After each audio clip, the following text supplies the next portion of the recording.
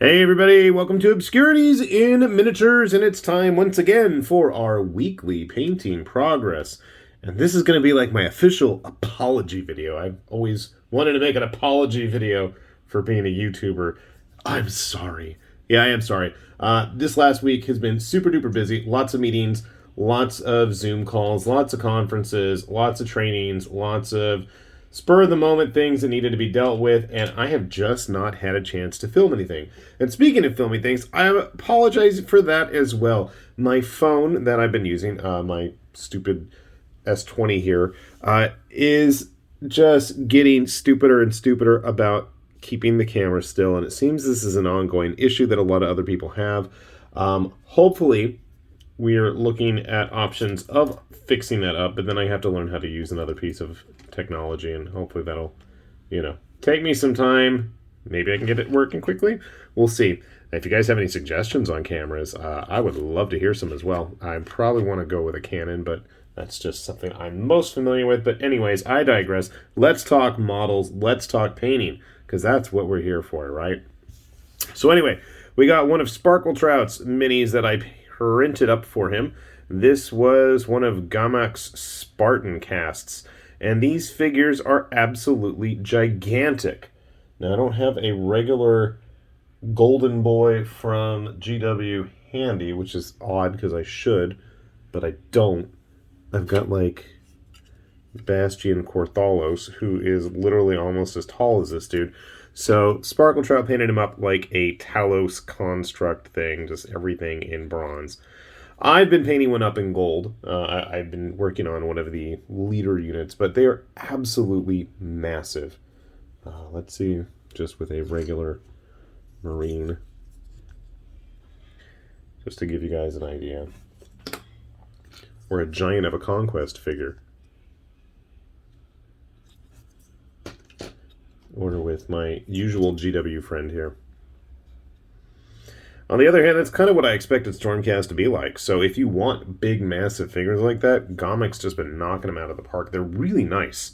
They are semi-modular, at least in terms of heads. There are a few different head options, and then I think just about every typical shining warrior weapon is available with these guys and all the special units. So if you want to check those out, give it a look. We'll have the link down below. Sparkle Trout and myself have been on a bit of a print minis binge, and that's where these two models come from. One of their recent Patreon releases was for a prison riot, and Sparkle Trout and I just couldn't resist a good prison riot. So this is one of the rioters with a piece of rock or concrete and a pickaxe and broken chains and shackles as they're trying to get loose to freedom. Now, these are modular kits. This is one of the pre-posed versions. We haven't had a chance to mess with the unbuilt, modular units yet, but we'll get to it. One thing I noticed, and I don't know if I printed from different batches, but we had a few figures that were ridiculously larger or smaller than the others. So we'll just chalk that up to them being from different planets or some sort of Xeno race. This is one of their pilot models. You can see they're in a bit of a flight suit there. And again, this is one of the pre-posed non-modular or already picked for you modular versions. Regular human-sized. And then let's see. Oh, this is a nice looking figure. And I'll have all the photos of this stuff on Instagram if you guys want to take a look at any of these during the week, if I'm not too distracted, which hopefully I won't be. This is from the Maker's Cult. This was one of their Black Knight, I want to say Templar, but no, I want to say it was the Black Knight Scouter Recon unit. And so Sparkle Trout decided this was going to be done up in a Gears of War style paint job. And I gotta say, it looks really good. Hopefully the camera is cooperating enough that you guys can see it. If I put it too close, it doesn't want to focus. If I put it too far away, everything jitters and shakes on its own accord. So I'm just trying to bear with it for now. And finally, we have this lovely piece from Titan Forge and their sci-fi lineup, Cyberforge. And this is a sus looking imposter here. I really dig it. I don't know if it's coming out on the camera well, but we've got a nice... See, I am trying to focus it, and nothing is happening here. This stinks. So yeah, it's definitely time to get something else to use. But all of the gore and stuff is with that technical paint that GW makes. It makes it nice and shiny and disturbing where it's been chewing. And that is their totally not Among Us set of figures. So yeah, he got a nice little set of stuff done. I kind of sort of did. I got a bit of random stuff. An Artisan Guild Kobold. And this is one of their modular releases. I didn't do the best job. The highlights didn't come out all that great, especially on the wraps on his feet. But it's just a fun sculpt, and it made it even more fun with the dual flailing morning stars. I thought that was just a fun little thing. These are big. These are big by not only Kobold standards, but just about any kind of model standard. Obviously, we'll try to get that stuff zoomed in. I also did a couple of random historical figures, and I had everything go flying off on me when I went out to seal it, because it just suddenly became quite windy here in Southern California as I was filming this. That was kind of surprising. So we have some early Victrix Roman Legionnaires. I'm assuming these are Romans, not allied auxiliaries. Pretty sure just based on the older, thicker pilum shafts. That was a... And I think these guys were in a box. So we got those done. Another of the Agama miniatures Carthaginians. I like this dude. I did paint his eyes, and then you can't really see him. There's no pupils there anymore. That was kind of annoying. Same thing with this guy, another Victrix model. This is a random Viking. You gonna cooperate with me if I zoom it in? We'll see. Very basic, very simple. Let's show that off in better focus there. Some of these models deserve a better close-up.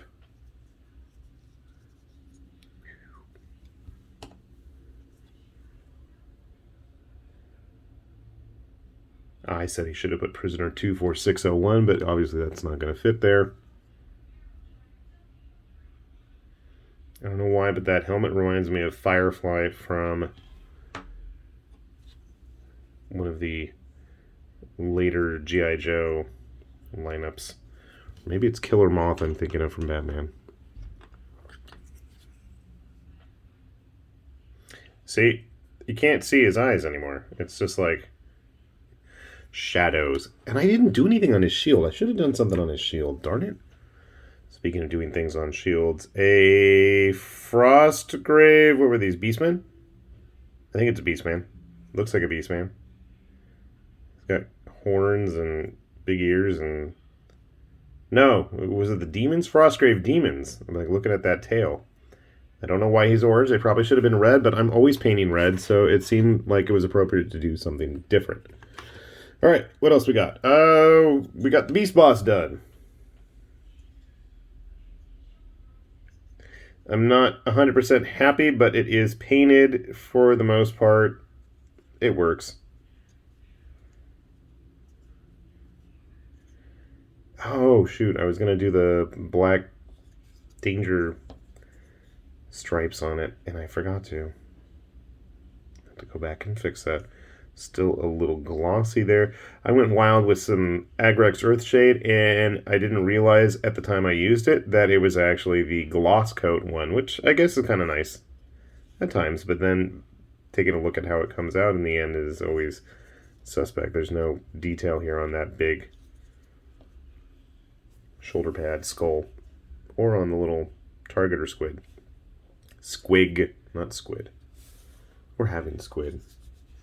I'm sure my wife is eating it right now. We got a big old pile of sashimi and sake to indulge in tonight. So I'm looking forward to that. And to get me in the mood for that, we got a bunch of Bushido models from the Shiho clan. This is from the starter set. And I had no idea how he's going to turn out because, again, I was playing around with those glossy Agrax washes. I want to go back and fix his eyes. You can't see his pupils anymore. That's annoying. I really like this sculpt, though. It's very dramatic.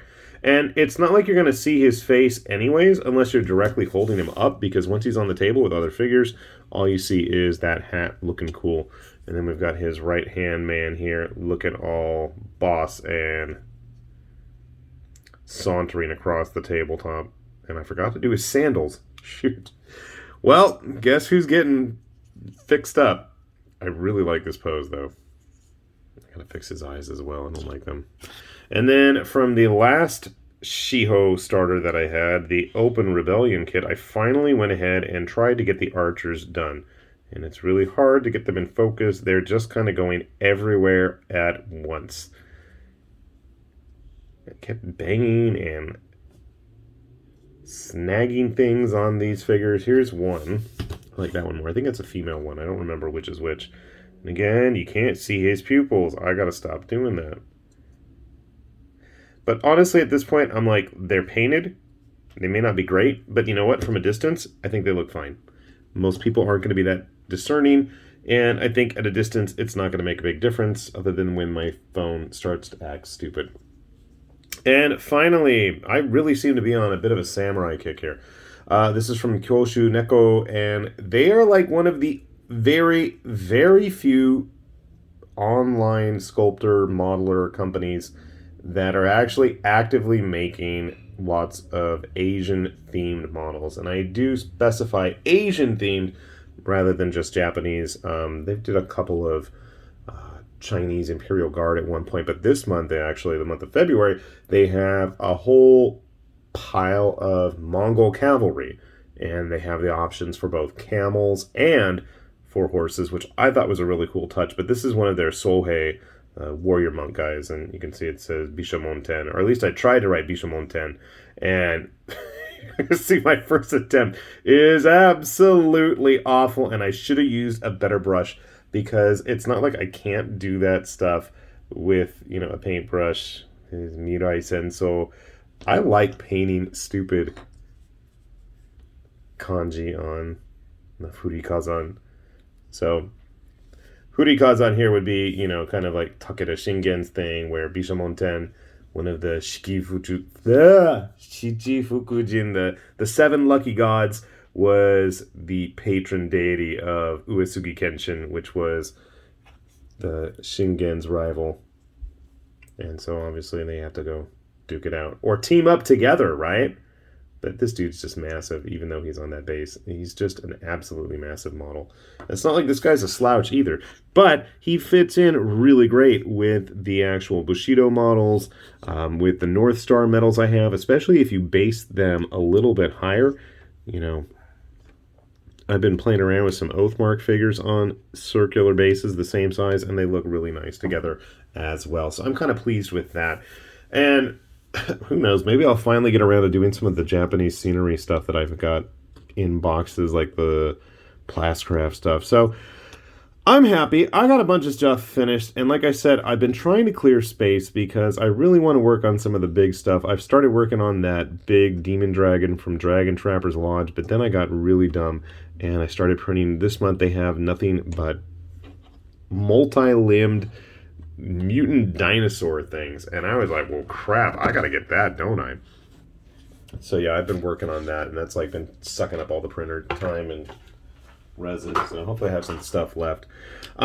If you're curious about any of this stuff, as always, we'll have links to everything down below, and this is also the one and only time during the week that I like to plug our Patreon channel, which helps support all of our disgusting resin habits around here and searching out all the interesting, cool little nooks and crannies of what people are sculpting and modeling and taking care of that. So yeah, if you enjoy the channel, please, by all means, click that link down below. And if you haven't, I'm going to say it because I haven't said it in a million years, hit the subscribe button too.